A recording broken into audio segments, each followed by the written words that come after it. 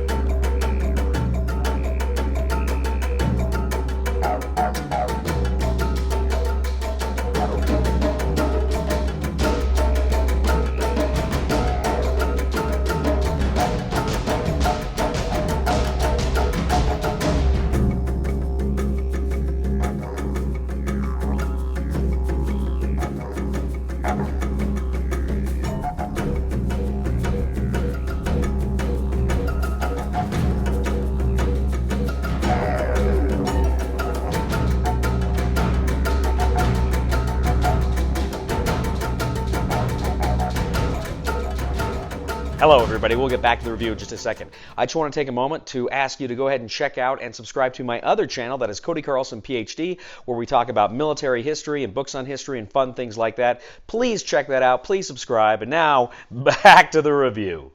In legendary Black Panther from Upper Deck, players attempt to recruit the heroes of Wakanda in order to battle the evil masterminds. Now, this game, of course, has new heroes, new villains, new masterminds, new schemes, all sorts of goodies. But first of all, let's go ahead and take a look at the keywords that make this game special. Now, one of the things you'll notice about this expansion that makes it unique is that this is the first expansion that has the heroes have the ambush keyword. That's right. When cards are revealed from the hero deck into the HQ, if it says ambush on it and you have cards that meet the condition, you know, a symbol, a class that triggers, then you go ahead and get whatever the reward for that ambush is. So this is a positive ambush after years of that evil villain ambush.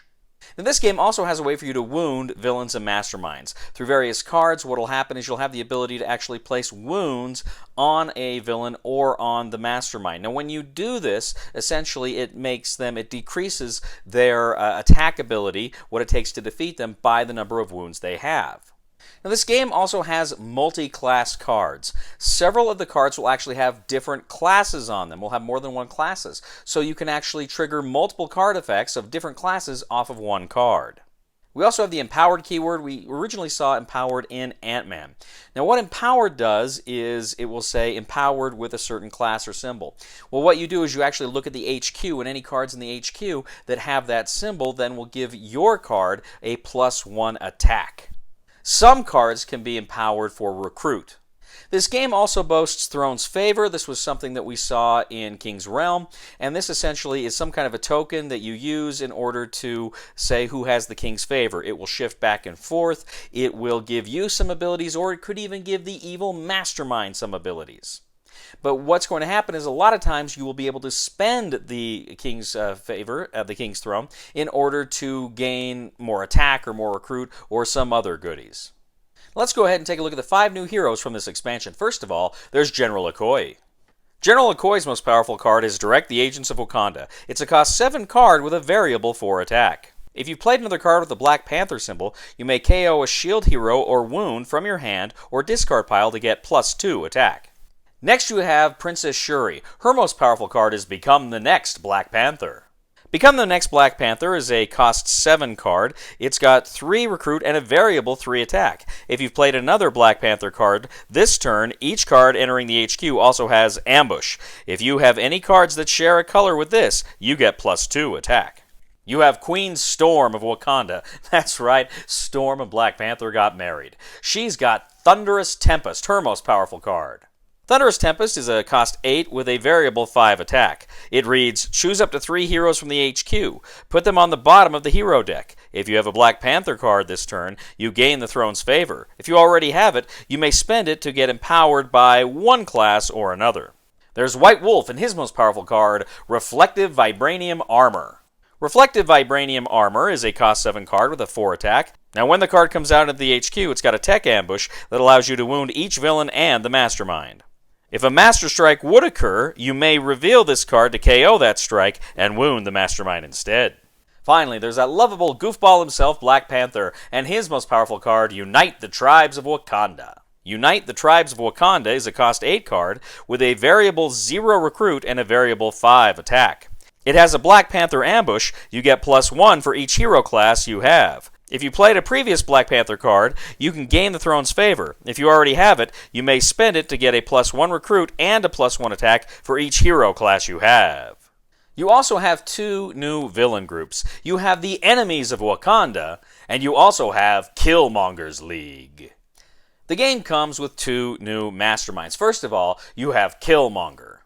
Kill-monger's card reads, while Kill-monger has more than 0 attack, you cannot fight him. Instead, you may spend attack equal to his attack value to wound him, and you get +1 recruit. The Kill-monger always leads the Kill-monger's lead. His Master Strike ability is, each player must reveal 4 different hero classes or gain 1 of the wounds on Kill-monger. Any player who can't do either must discard down to 4 cards. Your next mastermind is Claw. Claw's mastermind card is a variable 8 attack. Claw is double empowered by the colors of his sonic frequency.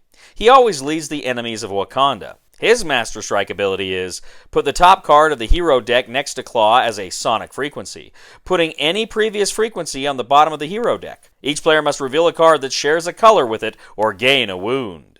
Like every other legendary expansion, this one comes with 4 new schemes, beginning with Plunder Wakanda's Vibranium.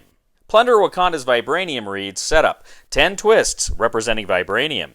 Twist, put any Vibranium from the city into the escape pile. A bystander enters the city as a 3-attack smuggler villain with Fight. Rescue this as a bystander. Then the highest attack villain captures this twist. Put the top card of the hero deck next to the scheme as a Vibranium attenument, putting any previous attenument on the bottom of the hero deck. Special rules. A villain holding Vibranium is empowered by the colors of the Vibranium attenument. When you defeat them, put the Vibranium in your victory pile worth 3 VP. Evil wins when 4 Vibranium are in the escape pile or the villain deck runs out. There's Provoke a Clash of Nations. Provoke a Clash of Nations reads, setup 11 twists. Twists 1 to 8. Without talking, all players simultaneously vote with a fist, palm, or 2 fingers. Break ties at random. Then only you discard your hand and draw 6 cards. You must do the voted task below at the end of this turn, or stack this twist next to the mastermind as an international crisis. Fist, war, defeat a non-henchman villain or mastermind tactic. Palm, diplomacy, pay 3 heroes that share a hero class. 2 fingers, commerce, recruit 2 heroes from the HQ. Twist 9/11, do all 3 tasks this turn or add an international crisis. Evil wins at 6 international crises. Next, there's Poison Lakes with Nanite Microbots. Poison Lakes with Nano Microbots reads, setup, twists equal to 5 plus the number of players, 30 wounds in the wound stack. Twist, stack this twist next to the scheme as an infected nanite. Wound the mastermind. Then, for each infected nanite, wound a hero in the HQ, dividing these new wounds as evenly as possible. Special rules. Whenever you recruit a hero, or it leaves the HQ, pay 1 recruit less for each wound on it and choose players to gain those wounds, dividing them as evenly as possible. Whenever a wound is KO'd from anywhere, return it to the bottom of the wound stack. Evil wins when the wound stack or villain deck runs out. Finally, there's Seize the Wakandan Throne. Seize the Wakandan Throne reads, setup 6 twists. Twist, if the mastermind has the throne's favor, they spend it to stack the twist next to the scheme as a Tribe of Wakanda defeated. Otherwise, the mastermind gains the throne's favor. Shuffle the twist back into the villain deck, and then play a card from the villain deck. Special rules. Whenever you fight the mastermind, you gain the throne's favor. Evil wins when the 5 tribes of Wakanda have been defeated. And so that is basically it. That's what you get with this new legendary Black Panther game here. Now, I got to tell you, first of all, like everybody, I loved the movie. I thought Black Panther was a lot of fun, except my problem with the movie is my problem with a lot of the Marvel movies, or any superhero film for that matter, and that is I hate when the villain is just the evil version of the good guy. You know, it was like Kill-monger in the movie was just the evil Black Panther. I like a little more creativity than that. But other than that, I enjoyed the film, and I think, like most people, I was very sad at the passing of Chadwick Boseman. I thought that was great talent snuffed out too soon. I highly recommend, if you have not already, to see his film Marshall, where he plays a young Thurgood Marshall, and of course as Jackie Robinson in 42. Great in everything he was in. So rest in peace, good sir. Let's talk a little bit about this game here. So first of all, generally speaking, this is another fun expansion. I liked it.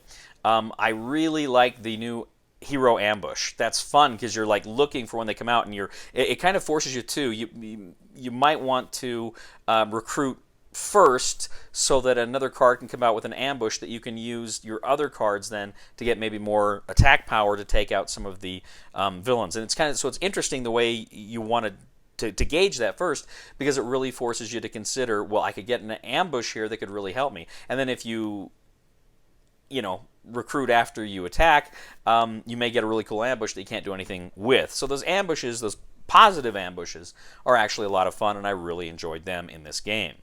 Now, the wounding of villains. So I like the concept, I like the idea.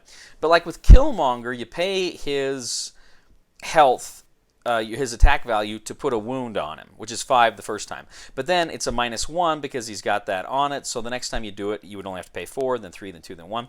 And, honestly, it's a cool idea. In practice, it just got a little mathy, and there were a few times, and I was able to get, I'm not a complete idiot when it comes to those sorts of things, but it did kind of slow down, I felt, the game a little bit when you're trying to calculate not just him, but when you're looking at the various villains on the board, who they also go down from the wounds, and then they might be empowered by stuff in the HQ, so you're kind of doing some math there. Now, again, in a vacuum, these are cool ideas, but I kind of felt as I was playing it, it kind of stumbled there a little bit. So liked it. I like them fine, but just know there is going to be some, it's going to slow the game down a little bit if you're anything like me and it takes a minute just to calculate everything. I'm sure some people will just be able to see it all instantly. I'm not one of them. I liked Empowered. Generally, I thought Empowered was pretty cool. It's a fun new way to empower your cards to get more stuff, usually more attack power, but sometimes more recruit. I think that worked really well here as well. The Throne's Favor. Now, I got to tell you, this is probably my biggest issue with this expansion. And I have this exact same issue with King's Favor, and so I'm kind of disappointed they're doing it again. And what that is it says the King's Favor can be anything. It's not included in the box. It could be a penny, a key. I used a die when I played it. I'm not a fan of games that tell you to use things just laying around for the game. Honestly, I feel like, maybe with the exception of a pen to do scoring, I feel like everything you need to play the game should be included in a game. I really don't like that when people say, oh, you can keep track with this, or you can use that. I don't like that. It's like, I remember once I played a game years ago. It was a war game. And it said, you can keep your score, just get a piece of paper and a pen. It's like, well, no, print me a score track. And there's like a big ocean space where you could have had a score track on there. You need to include components with games. So that really rubs me the wrong way. I had that issue with King's Realm, which is an otherwise really good expansion, and I had a problem with it here too. Generally, the schemes here are good. They work well. And of course, the heroes and the villains and the masterminds, all generally I enjoyed. So what I'm saying is, I think this one is a mixed bag. Now, if you like Black Panther, get it, absolutely 100%. It's fun playing with Black Panther heroes. So there's that. And I would say if you're a completist, definitely get it. If you're more of a casual Legendary gamer, I don't know that you need this one. I had fun with it. I enjoyed it. But there are other expansions I liked better, some quite a bit better than this because of some of those caveats. So I'm going to go ahead. I'm going to say try it before you buy it, but a very, very positive try it before you buy it. It's fun playing Black Panther, but, there are a few little caveats I put in there. Thank you once again for joining us today on The Discriminating Gamer. As always, we ask you to please leave a comment for us on YouTube, on Board Game Geek, on our Facebook page, or on thediscriminatinggamer.com. We'd ask you to please like us on Facebook, subscribe to us on YouTube, and follow us on Twitter. I'd ask you to please check out my other channel, that is Cody Carlson, PhD, where we talk about military history and books on history and fun things like that. Please check it out. Please subscribe. And I'd also ask you to please give a thumb to this video on Board Game Geek. That helps us out a lot as well. You know, ladies and gentlemen, I recently learned that people in Athens generally don't get up until noon. That's because dawn is tough on Greece. Please somebody help me on my feet again, and I don't know where I'm going, and I don't know where I've been. Please somebody help me on the solid ground. It's a long time, and I've been dying. Once a year I wind up in the band. I want you to know I kill more people than anybody else.